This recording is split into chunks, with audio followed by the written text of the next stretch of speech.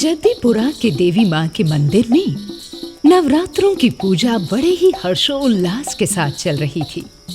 काफी भक्त इकट्ठे हुए थे और पंडित रामदीन देवी माँ के मंत्रों उच्चारण कर रहे थे। तभी अचानक कहीं से बड़ी तेज आंधी आई, जिसमें सारी हवन सामग्री के साथ साथ पंडित रामदीन भी हवा में उड़ गए। कुछ ही देर के बाद पंडित रामदीन की खून से लथपथ लाश धम से आकर मंदिर की जमीन पर गिरी। वहां मौजूद सारे लोग बुरी तरह डर गए। अचानक एक कर्कश आवाज उन्हें सुनाई पड़ी। मैं रावण हूँ, रावण। एक भी पूजा पाठ करने वाले को और माता की पूजा कराने वाले को जिंदा नहीं छोड़ूंगा।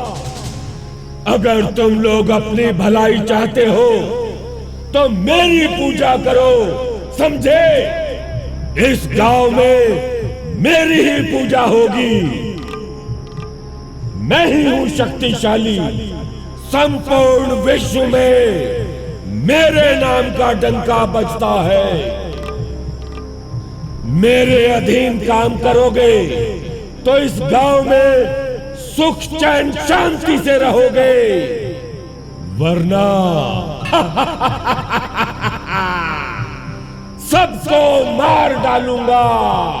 मेरा नाम रावण है, रावण। उसकी ये आवाज सुनकर जद्दीपुरा के सारे लोग बुरी तरह से घबरा गए। वो करे तो करे क्या?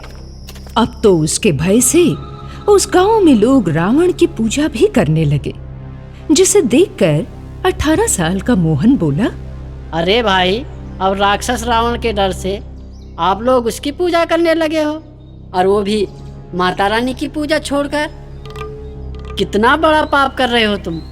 जानते भी हो तुम लोग क्या कर रहे हो, कैसा अनर्थ कर रहे हो। देख भाई मोहन, अब तू जो भी समझना चाहता है समझ ले, पर हम उस शक्तिशाली रावण से नहीं निपट सकते। उसका मुकाबला नहीं कर सकते हम साधारण लोग। तो फिर भलाई इसी में है गांव वालों की कि उस भूतिया रावण की पूजा करके अपने दुखों से पीछा छुड़ाएं, अपनी मुसीबत से पीछा छुड़ाएं। क्या समझे? मैं तो कहता हूँ मोहन, तू भी ऐसा ही कर, नहीं तो तू भी मारा जाएगा उस पंडित की तरह। क्यों फिजूल की बातें करते हो? भगवान से बड़ा और कोई नहीं हो सकता धरती पर। इस पर उसके दोस्त अमित ने तर्क दिया। अरे तुमने देखा नहीं क्या, जब हवन चल रहा था किस तरह से जोर की आंधी आई और हवन सामग्री को और पंडित रामदीन को भी अपने साथ उड़ा ले गई। इतनी पावन जगह पर हवन चल रहा था, लेकिन माता दुर्गा ने कुछ भी नहीं किया उनके लिए। अब बोल। मैं तो उस भूतिया रावण से बिल्कुल नहीं डरता, और तुमको भी उससे डरने की जरूरत नहीं है। ये भूत प्रेत कुछ नहीं होते। माता रानी की शक्ति के आगे सब फीके पड़ जाते हैं। मोहन के इतना कहते ही भयानक रूप वाला वो राक्षस अपने 10 मुंह को फाड़े हुए प्रकट हो गया और मोहन को उसी वक्त वही मार मार कर खा गया। ये नजारा देखकर अमित अब बुरी तरह से डर गया था। उसे देखकर वो भूतिया रावण बोला, डरो मत अमित, अब से तुम मेरे भक्त हो, मेरे परम भक्त। मैं रावण हूँ।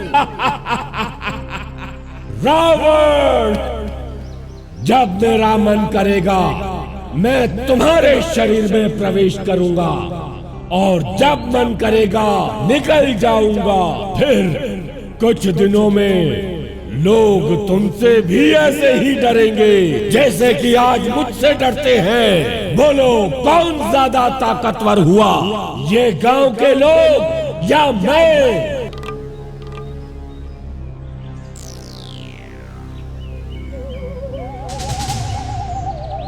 अब अमित अपने शरीर में से रावण की आत्मा को निकालने के लिए एक और मंदिर में गया। जहां पर माता रानी की भेंटें गाई जा रही थी।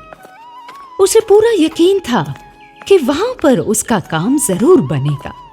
वो जैसे ही मंदिर के अंदर घुसा कि रावण की आत्मा वहां फिर से प्रकट हो गई। रावण की आत्मा ने वहां मौजूद हर आदमी से कहा, देखो, मैं रावण हूं, रावण। अगर पूजा करनी ही है, भेंटें गानी ही है, भजन कीर्तन करना है ना, तो मेरा करो। क्या करेगी तुम्हारी माता रानी? अब तक तो गांव वालों का भला किया नहीं, अब कौन सा कुबेर का खजाना ले आएगी वो?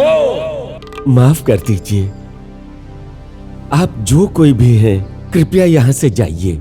हमने आपका कुछ नहीं बिगाड़ा। आप माता रानी की पूजा में विघ्न डाल रहे हैं।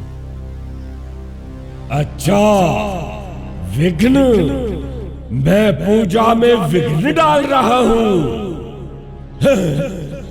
कितनी बार तुम्हें चेताया है मैंने, माता रानी की पूजा को बंद करके मेरी पूजा करो। अगर अपने बच्चों की सलामती चाहते हो तो बंद करो ये भजन कीर्तन, वरना एक एक को मारकर खा जाऊंगा। और ऐसा हुआ भी। पुजारी के विरोध करने पर उस राक्षस ने उस मंदिर के पुजारी का काम तमाम कर दिया।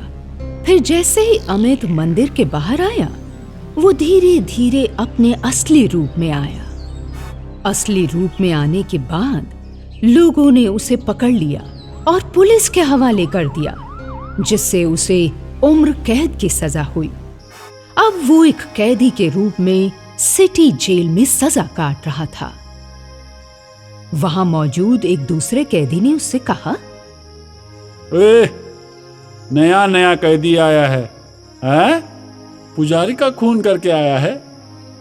अबे यार, क्या पड़ी थी तुझे खून करने की? ये सुनते ही अमित के शरीर में एक बार फिर से रावण की आत्मा प्रवेश कर गई। वो बोली, हाँ हाँ, मारा है, और अब कान खोल के सुनो। इस जेल में मौजूद हर इंसान को मार डालूंगा, किसी को नहीं छोड़ूंगा, किसी को भी नहीं। मेरा नाम रावण है, रावण। ऐसा कहकर उसने मौजूद वहां सारे लोगों को मार दिया। उसके 10 मुंह से भयंकर आग की लपटें उठ रही थी, जिसमें सारा का सारा सिटी जेल जलकर राख हो गया।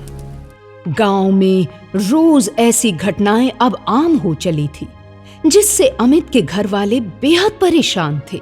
वो एक ऐसे तांत्रिक की तलाश में थे जिससे अमित को मुक्ति मिले और उस राक्षस रावण का भी काम तमाम हो जाए। फिर कुछ दिनों की तलाश के बाद उन्हें शिव जी का एक भक्त मलंग तांत्रिक बाबा मिला, जिसने उन्हें गांव की सारी स्थिति वहीं बैठे बैठे बता दी। उसने कहा कि जद्दीपुरा गांव में ये रावण राक्षस जब तक है, तब तक ना अमित का भला हो सकता है और ना ही गांव वालों का। उसने फौरन देवी मां की पूजा की तैयारी करी और फिर कहा, दशहरे का दिन, विजयदशमी का दिन अति पवित्र दिन है। ये त्याग और तप का दिन है। यही दिन उत्तम है रावण को उसके असली लोक में भेजने का। मुझे मेरे लोक में भेजोगे? रावण को रावण के लोक में भेजोगे? इसके बाद तांत्रिक ने अपने हाथ में पवित्र जल लेकर अमित के ऊपर छींटे मारे। पवित्र मंत्रोच्चारण की शक्ति से उस रावण की आत्मा को कैद कर लिया, जिससे वो छटपटाकर इधर उधर भागने लगी और फिर अंततः रावण के पुतले में जाकर धूं धूं कर जल उठी। उसके बाद तो गांव के लोगों ने चैन की सांस ली और दशहरा धूमधाम से मनाया।